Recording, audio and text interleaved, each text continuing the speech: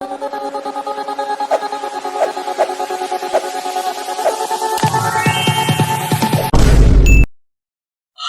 Hello viewers, welcome back to our channel. நான் உங்க PK வந்தாச்சு.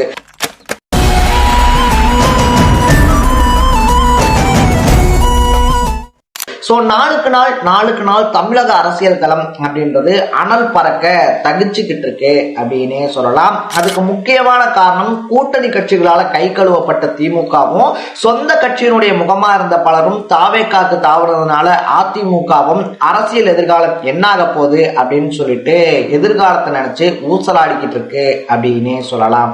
ஸோ இப்படிப்பட்ட சுச்சுவேஷன்ல தான் நாளுக்கு நாள் ஒவ்வொரு எம்எல்ஏவா ராஜினாமா பண்றதுனால இடைத்தேர்தல்கள் நடக்க இருக்கக்கூடிய தொகுதிகளுடைய எண்ணிக்கையும் அதிகமாகிக்கிட்டே இருக்கு. எம்ஜிஆர் அப்படின்னு சொல்லக்கூடிய ஒரு உச்ச நட்சத்திரத்தினால தொடங்கப்பட்ட கட்சி எடப்பாடி பழனிசாமி அப்படின்னு சொல்லக்கூடிய ஒரு அரசியல்வாதினால முடிவு நாட்களை எண்ணிக்கிட்டு இருக்கு அப்படின்னு சொல்றாங்க அரசியல் வட்டார புள்ளிகள். அடுத்த எம்ஜிஆரே வந்துட்டு விஜய் தான் அப்படின்னு சொல்லிட்டு புகழாரத்தோட அதிமுக இருந்து கோஷ்டியா தாவேக்கால இணைஞ்சுக்கிட்டு இருக்காங்க அதிமுக தலைவர்கள் அப்படின்னு சொல்லலாம். சோ இப்படிப்பட்ட சுச்சுவேஷன்ல தான் இடைத்தேர்தலில் ஜெயிச்சா மட்டும்தான் உனக்கு எனக்கு அதை தாண்டி அதான் நிக்கிறான் பாரு அவனுக்குன்னு சொல்லிட்டு 3 பேருக்குமே அரசியல் எதிர்காலம் இருக்கும் அப்படின்றதுனால திமுக, அதிமுக, நாதாக்க அப்படின்னு சொல்லிட்டு 3 பேரும் ஒரு அண்டர் கிரவுண்ட் டீலிங்க்கு வந்திருக்காங்க அப்படின்றதுதான் இப்ப அரசியல் களத்துல பரபரப்பா பேசப்பட்டுக்கிட்டு இருக்கு. சோ இடைத்தேர்தல்கள்ல எப்படி சந்திக்க போறாங்க இந்த 3 கட்சிகள், அதை தாண்டி அதிமுகவினுடைய எதிர்காலம் என்னவா இருக்க போகுது அப்படின்ற மாதிரி பல விஷயங்களை தான் இந்த வீடியோல நம்ம பேச போறோம். அதுக்கு முன்னாடி நம்ம சேனலுக்கு நீங்க புதுசா வந்திருந்தீங்க அப்படின்னா மறக்காம சேனலை ஃபாலோ பண்ணி சப்ஸ்கிரைப் பண்ணிக்கங்க. ஸோ ஃபர்ஸ்ட் ஆஃப் ஆல் வந்துட்டு பார்த்தோம்னா இடைத்தேர்தல் பொறுத்த வரைக்குமே நாளுக்கு நாள் எம்எல்ஏக்கள் ராஜினாமா பண்றதுனால குறைந்தபட்சம் 10ல இருந்து 15 தொகுதிகளுக்காவது இடைத்தேர்தல் வரும் அப்படின்னு சொல்றாங்க. அதுல மேஜரான தொகுதிகளை ஜெயிச்சு என்னதான் கூட்டணியோட ஆட்சி இருந்தாலும் தனி மெஜாரிட்டியை உறுதிப்படுத்துறதுக்கு தாவேக்கா காத்துக்கிட்டு இருக்கு. இன்னொரு பக்கம் திமுகவும் அதிமுகவும் இதுல எப்படியாவது நம்ம வெயிட்டு காட்டிட்டோம்னா விஜயனுடைய அந்த போலி பிம்பத்துக்கு தான் ஓட்டு விழுந்துச்சு, இப்ப மக்கள் உண்மையை புரிஞ்சுக்கிட்டாங்க அப்படின்றத சொல்லி அரசியல் எதிர்காலத்தை காப்பாத்திக்கலாம். அதை தாண்டி கட்சி தாவக்கூடிய தலைவர்கள் இருக்காங்க இல்லையா, அவங்கள வந்துட்டு கட்சியில தக்க வச்சுக்கலாம் அப்படின்றதுனால நாளுக்கு நாள் புது வியூகத்தை வகுத்துக்கிட்டு இருக்காங்க. சோ அப்படி வந்துட்டு தான் பார்த்தோம் அப்படின்னா 3 கட்சிகள் திமுக, அதிமுக, நாதாக்க 3 கட்சி சேர்ந்து வந்துட்டு ஒரு மியூச்சுவல் அக்ரிமெண்ட்டுக்கு வந்திருக்காங்களாம். 2 பேரும் சேர்ந்து ஆட்சி அமைக்கவே முயற்சி பண்ணிட்டோம், இதனால ஒன்றும் பிரச்சனை இல்லை அப்படின்றதுனால திமுக ஜெயிக்கிறதுக்கு வாய்ப்பு இருக்கக்கூடிய தொகுதிகளில் அதிமுக டம்மி வேட்பாளரை போடணும் அப்படின்னும், அதிமுக ஜெயிக்கிற தொகுதி இருக்கு இல்லையா, ஜெயிக்கிறதுக்கு வாய்ப்பு இருக்கக்கூடிய தொகுதிகளில் திமுக டம்மியான வேட்பாளர்களை போடணும் அப்படின்னும், அம்பாசமுத்திரத்தை தவிர எந்த தொகுதியிலையும் நாதாக்க வேட்பாளரை இறக்கக்கூடாது அப்படின்னு சொல்லிட்டு தான் பேசப்பட்டுக்கிட்டு இருக்கான். ஏன்னா அம்பாசமுத்திரத்துல வந்துட்டு பார்த்தோம் அப்படின்னா சீமான் இருக்கார் இல்லையா, சீமானிய பொது வேட்பாளரா இறக்கிட்டா என்ன அப்படின்ற பேச்சுவார்த்தையும் அடிபட ஆரம்பிச்சிருக்கான். என்னதான் வந்துட்டு அரசியல் களத்துல திராவிட கட்சிகளுக்கு நாங்க மாற்று அப்படின்னு சொல்லிட்டு மலை மாதிரி பேசிக்கிட்டு இருந்தாலும் விஜயனுடைய வெற்றி அந்த மனசை அதிக அளவுல புண்படுத்திருச்சு அப்படின்னு சொல்றாங்க. ஏன்னா கிட்டத்தட்ட வந்துட்டு 10-15 வருஷமா தனியாளா சுத்தி பிரச்சாரம் பண்ணாலும் 2 வருஷத்துல வந்த தாவேக்கா ஆட்சியை பிடிச்சிருக்கிறது அண்ணனுடைய அடி மனசுல மின்சாரத்தை பாய்ச்சிருக்கான்.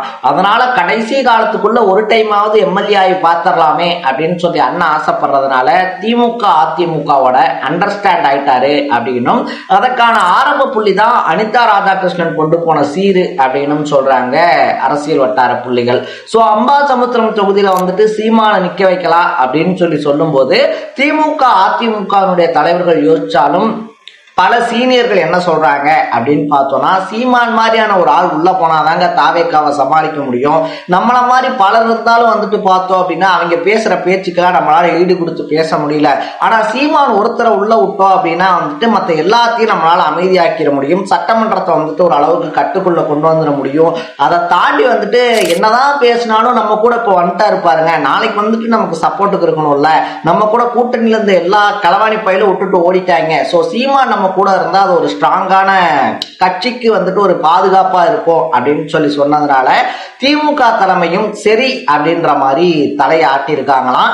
அதிமுகவை பொறுத்த வரைக்குமே வந்துட்டு ஏதோ ஒண்ணு, ஆனா கட்சி வந்துட்டு நான் இருக்கும்போது கை நழுவி போயிடக்கூடாது, கட்சியை வந்துட்டு நான் அழிவு பாதைக்கு கொண்டு போயிட்டேன்று வந்துடக்கூடாது அப்படின்றதுனால எடப்பாடி பழனிசாமியும் என்ன நடந்தாலும் சரி இடைத்தேர்தலில் ஜெயிச்சே ஆகணும் அப்படின்ற முடிவுக்கு வந்திருக்காராம். இதனால அம்பாசமுத்திரத்துல அண்ணன் ஜெயிக்கிறதுக்கான வாய்ப்புகள் அதிகமா இருக்கு அப்படின்னு சொல்லிட்டு அண்ணனை சுத்தி இருக்கவங்க சொன்னாலும் இடைத்தேர்தலில் யார் யார் வேட்பாளர்களா நிப்பாட்டப்பட போறாங்க அப்படின்றத பொறுத்துதான் வெற்றி தோல்வியை தீர்மானிக்க முடியும் அப்படின்னு சொல்றாங்க. அட் த சேம் டைம்ல வந்துட்டு பார்த்தோம்னா அரசியல் வட்டார புள்ளிகள் சொல்லக்கூடிய விஷயம், எம்எல்ஏக்கள் எல்லாம் ராஜினாமா பண்றாங்க இல்லையா. சோ தாவேகாவினுடைய அலை அப்படின்றது தமிழ்நாடு முழுக்க அடிச்சிருந்தாலும் கூட இவங்க ஜெயிச்ச அதிமுக எம்எல்ஏக்கள்லாம் இருக்காங்க இல்லையா, தாவேகா வேணாம் அதிமுக தான் வேணும் அப்படின்னு சொல்லி ஓட்டு போட்டதுனாலதான் ஜெயிச்சாங்க. சோ அப்படி இருக்கவங்க வந்துட்டு ரிசைன் பண்ணிட்டு தாவேகால மறுபடியும் போய் நின்னாங்க அப்படின்னா அதை மக்கள் எப்படி பார்ப்பாங்க அப்படின்ற ஒரு கேள்வியும் முன்வைக்கப்படுது. சோ மக்கள் காசை வந்துட்டு நான் தொடமாட்டேன், தொட்டவங்களையும் விடமாட்டேன் அப்படின்னு சொல்லிட்டு விஜய் சொல்லியிருந்தார் இல்லையா. சோ எம்ஆர் விஜயபாஸ்கர் ஆரம்பிச்சு சி விஜயபாஸ்கர் இன்னும் எஸ்பி வேலுமணி உட்பட பலரும் தாவேகால ஐக்கியமாக போறாங்க. அவங்க மேல எக்கச்சக்கமான ஊழல் குற்றச்சாட்டுகள் அப்படின்றதும் இருக்கு. மக்கள் காசை தொட்டவங்களை விடமாட்டேன் அப்படின்னா எதிர்கட்சியான திமுக மட்டும் கிடையாது, சொந்த கட்சியில இருக்கக்கூடியவங்களையும் தானே அவர் தண்டிக்கணும். சோ சொந்த கட்சியில வந்திருக்கக்கூடியவங்களுக்கு சீட்டு கொடுத்து எம்எல்ஏ ஆக்குவாரா, இல்ல நீங்க சீட்ல இருந்தப்ப பண்ண தப்புகளுக்கு எல்லாம் தண்டனை கொடுக்கணும்னு சொல்லிட்டு அதிரடி காட்டுவாரா அப்படின்ற கொஸ்டினும் முன்வைக்கப்படுது. எது எப்படியா இருந்தாலும் விஜயபாஸ்கர் எம்ஆர் விஜயபாஸ்கருடைய கட்சி தாவலுக்கு அப்புறமா அதிமுக அழிவு நிறுத்த முடியாத ஒன்னா மாறி இருக்கிறதுனால இடைத்தேர்தலில் தாவேகாவா திமுகவா அப்படின்ற போட்டி தான் மறுபடியும் எதிரொலிக்கும்னு சொல்றாங்க அரசியல் வட்டாரங்கள்.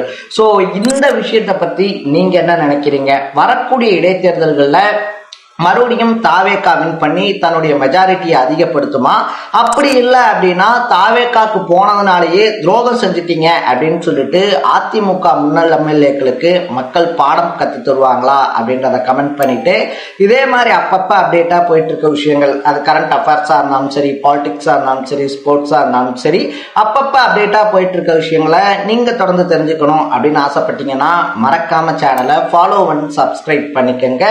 நாளைக்கு இதே மாதிரி ஒரு இன்ட்ரெஸ்டிங்கான வீடியோவோட சந்திக்கலாம். Bye by.